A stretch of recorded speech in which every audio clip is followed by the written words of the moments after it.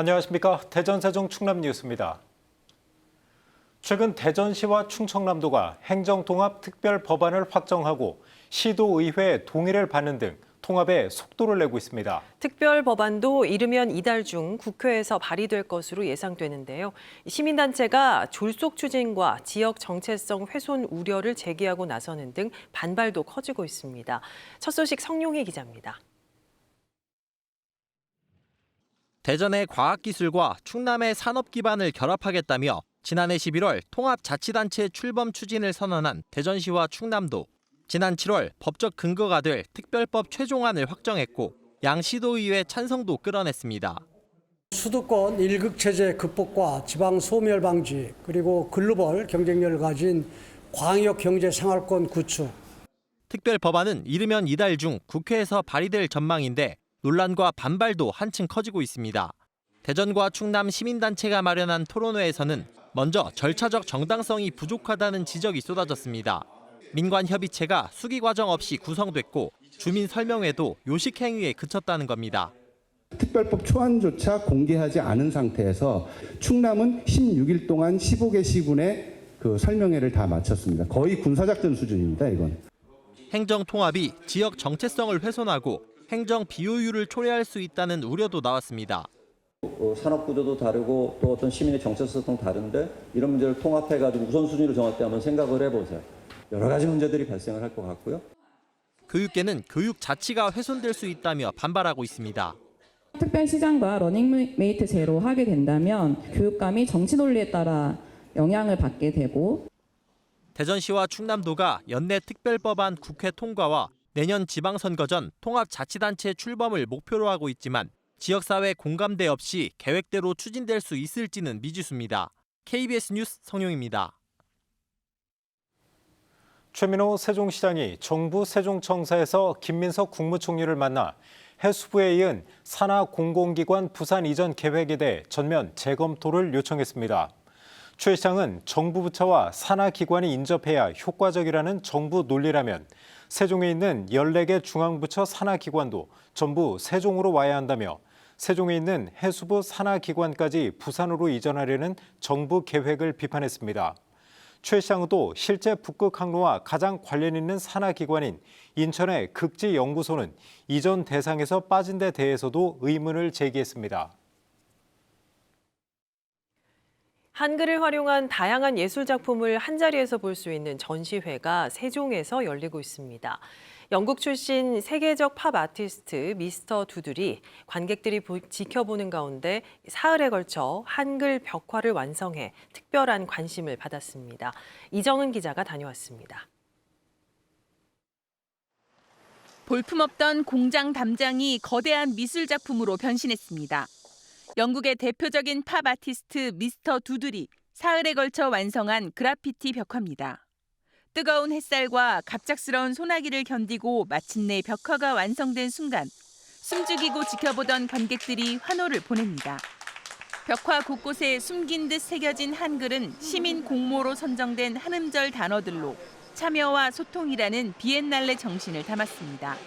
I saw just very aesthetically pleasing shapes in the Hangul, and I wanted to bring that out in this work and create some of my characters inspired by those shapes. 얼핏 보면 낙서 같지만 가까이서 보면 빛과 함께 한지에 스며든 한글이 보입니다. 미스터 두들 특유의 꼬불꼬불한 선과 점이 한글을 만나 낯익은 설레임을 선사합니다. 우리나라 작가가 아닌 세계적인 그런 팝 아트 아티스트가 와가지고 이렇게 작품 속에 한글을 녹여낸다는 게 엄청 뿌듯하고 자랑스러웠습니다. 이번 전시회는 2027년 세종에서 열릴 국제 한글 비엔날레의 예고편으로 미스터 두들을 포함해 국내외 작가 39명이 새로운 시각으로 풀어낸 한글 작품들이 전시됐습니다. 문자를 넘어 세계인이 주목하는 예술 작품으로 한글의 새로운 가능성을 연 이번 전시회는 다음 달 12일까지 계속됩니다. KBS 뉴스 이정훈입니다. 무창포 대하 전어축제가 오는 12일 보령시 무창포 해수욕장에서 개막해 17일 동안 이어집니다.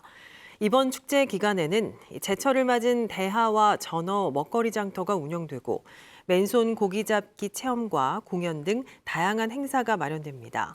오는 19일부터 사흘 동안은 조석간만의 차로 무창포 해수욕장에서 1.5km 떨어진 석대도까지 길이 연결되는 신비의 바닷길 축제도 진행됩니다. 뉴스를 깊이 있게 들여다보는 앵커 리포트입니다. 프로야구 한화 이글스가 올해 한국 야구계에 돌풍을 일으키고 있습니다. 지난 5월 33년 만에 12연승을 달성한 데 이어 그 여세를 몰아 전반기 리그 1위도 차지했습니다. 비록 지금은 2위로 물러났지만 오랜 침체기에서 벗어난 독수리 군단에 팬들은 열광하고 있습니다. 뜨거운 열기는 관중 수치로 확인됩니다. 한화는 거의 모든 홈 경기에서 매진 행렬을 기록하고 있고 지난달에는 구단 역사상 처음으로 홈 경기 100만 관중 돌파라는 대기록도 세웠습니다. 관중이 몰리면서 야구장 상권은 활기를 띠고 있습니다. 경기가 있는 날에는 평소보다 사람이 많이 몰리니까 매출이 2배 정도 오르는 것 같아요.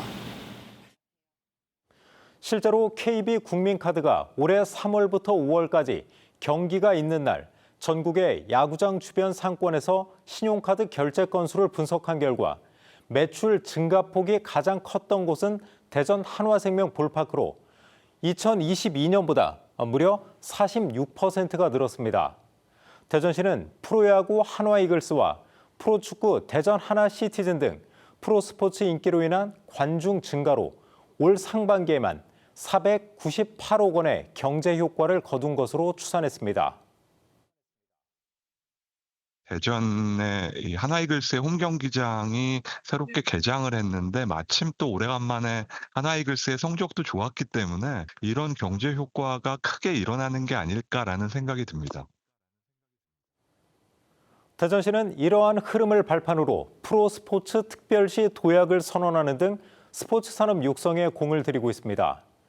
올해 초에는 대전 엑스포의 상징인 꿈돌이를 활용해 구단 기념품을 선보여 큰 인기를 끌었고 한화생명 볼파크 개장으로 운영이 중단된 한반 야구장에는 야구 예능 프로그램 불꽃 야구를 유치해 새로운 관광 명소로 탈바꿈시켰습니다. 스포츠는 외부 관광객 유입을 통한 지역 경제 활성화에 도움이 되고 스포츠 문화를 통해서 시민들의 생활에 활력을 제고해 줄 수 있기 때문에 스포츠 산업을 활성화시키기 위해서 행정력을 집중하고 있습니다. 스포츠는 이제 단순한 승부를 넘어 지역 경제를 살리고 또 도시를 성장시키는 새로운 동력이 되고 있습니다. 굴뚝 없는 산업 스포츠의 힘으로 한 단계 더 도약하는 대전의 내일이 기대됩니다. 지금까지 앵커 리포터였습니다. 과밀학급으로 대전 지역 장애 학생들의 학습권이 침해되고 있다며 폐교 예정인 학교를 특수학교로 전환하는 등 대책 마련이 필요하다는 주장이 제기됐습니다. 과밀 특수학교 해결 시민대책위원회는 오늘 기자회견을 열고 대전 서구에 거주하는 장애 아동들이 과밀 학급으로 입학을 거절당하고 있다며 폐교 예정인 성천초등학교를 생활문화시설이 아닌 특수학교로 전환해 학생 수 감소로 유휴 공간이 생기는 학교의 학급은 특수교육에 적극 활용해야 한다고 주장했습니다. 충남 천수만 해역에 고수온 현상이 이어지는 가운데 충청남도와 해양수산부가 합동 현장 점검에 나섰습니다. 전형식 충청남도 정무부지사와 전재수 해양수산부 장관은 보령시 오천면 양식장과 어항 출장소를 방문해 고수온 대응 상황을 보고받고 대응 장비와 양식장 시설을 점검했습니다. 충청남도는 이 자리에서 치어와 성어 사이 크기인 중간어 보상 단가 신설과 복구비 지원, 보험 보상 조건 완화 등을 해수부에 건의했습니다. 세종 남부경찰서는 문이 잠기지 않은 차들을 노려 수백만 원의 금품을 훔친 10대 7명을 특수절도 혐의로 불구속 송치했습니다. 이들은 7월 5일부터 3일 동안 세종과 청주의 주차장을 돌며 26차례에 걸쳐 550여만 원 상당의 현금, 지갑 등을 훔친 혐의를 받습니다. 뉴스를 마칩니다. 여러분 고맙습니다.